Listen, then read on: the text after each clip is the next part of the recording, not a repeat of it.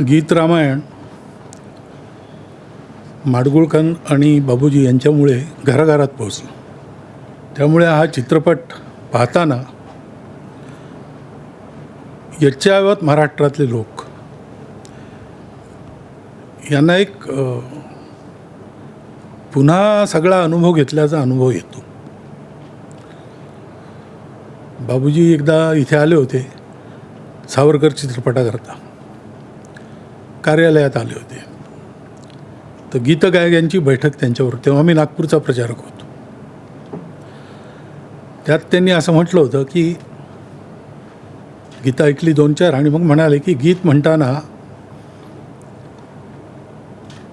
भाव शब्दांसोबत आला पाहिजे. नुसते सूर नुसते शब्द नाही चालत, त्याच्यात ते भावात भिजलेले पाहिजेत.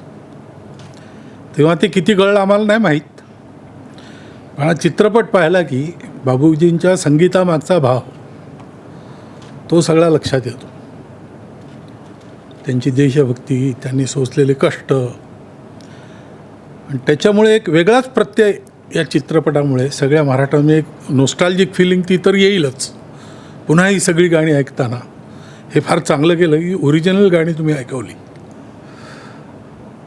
त्याच्यामुळे एकदम त्या विश्वात मनुष्य जातो आणि ते जे सगळे शब्द आहेत, ते सूर आहेत, त्याचा एक नवा प्रत्यय याच्यामुळे येतो.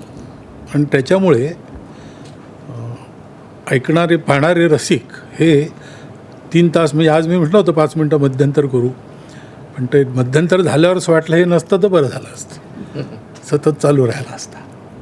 इतका छान चित्रपट झाला आहे, फार सुंदर. शुभकामना तर आहेतच. अभिनंदन सगळ्यांना. थँक्यू.